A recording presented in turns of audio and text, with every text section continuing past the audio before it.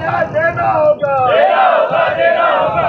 बलात्कारियों को साथ देना छोड़ दो, बलात्कारियों को साथ देने वाली गुजरात सरकार बर्खास्त करो,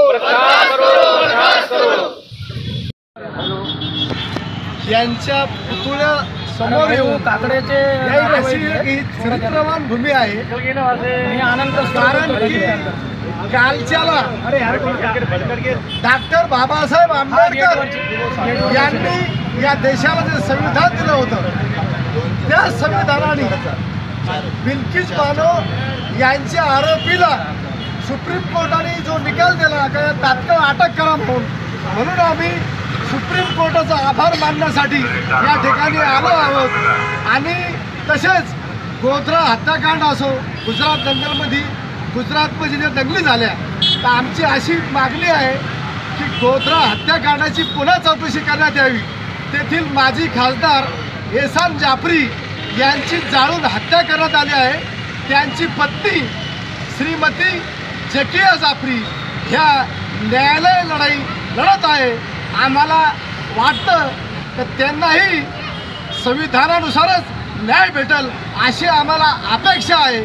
तसेच पुन्हा गोध्रा हत्याकांडाची चौकशी करण्यात यावी आणि गुजरात सरकारने जो निर्णय घेतला होता या आरोपींनी सोडण्याचा, कारण की महाराष्ट्र सरकारने कोर्टाने त्यांच्या विरोधात निकाल दिला होता आणि हा निकाल पुन्हा गुजरात सरकारने त्यांना सोडून देण्यासाठी दिला। म्हणून आज देशामध्ये गुजरातची नाचक्की झालेली आहे। साहेब, आपण आता गोध्रा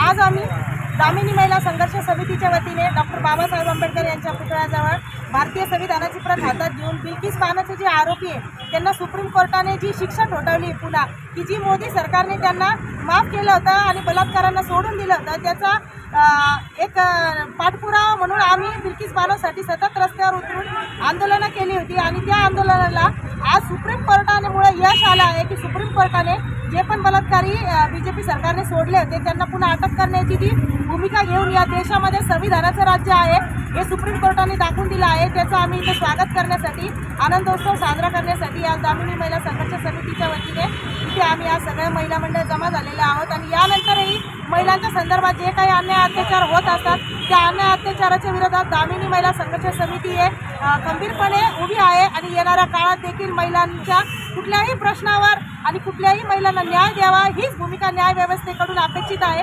भारतीय संविधानाचा विजय असो, डॉक्टर बाबासाहेब आंबेडकरांचा विजय असो। मी जयश्री शिर्के, मी सँडी गुरु सोशल वेलफेअर फाउंडेशनचे अध्यक्ष आणि मी शहरातील तृतीय पंथ म्हणजे माझ्या समाजाच्या लोकांसाठी काम करते। तर आता जो सुप्रीम कोर्टाचा जो निर्णय आला की बिल्किस बानोचे जे आरोपी होते त्यांना जे गुजरात सरकारने जामीन दिला होता तर हे कुठेतरी संविधान विरोधी होतं आणि संविधानानुसारच जर जेव्हा सुप्रीम कोर्टाने त्या आरोपींना पुन्हा अटक करण्याचे आदेश दिले तर त्या गोष्टीसाठी आम्ही सुप्रीम कोर्टाचे आभार व्यक्त करण्यासाठी आणि भारतीय संविधानाचे गुणगान गाण्यासाठी ज्या भारतीय संविधानाने आपल्याला एवढं इज्जतीनं आणि एवढं अधिकारानं जगण्याचे अधिकार आपल्याला भारतामध्ये दिले त्या सगळ्या गोष्टीचा सोहळा आणि आनंद साजरा करण्यासाठी आज आम्ही सगळेजण इथं जमा झालेलो आहोत। आणि सुप्रीम कोर्टाने हा जो निर्णय दिलेला आहे त्यासाठी मी सुप्रीम कोर्टाची खूप खूप आभारी आहे आणि इथून पुढेही नेहमी आम्हाला सुप्रीम कोर्टाकडनं अशीच न्यायाची भूमिका बघायला मिळेल हीच मी अपेक्षा करते। जय हिंद।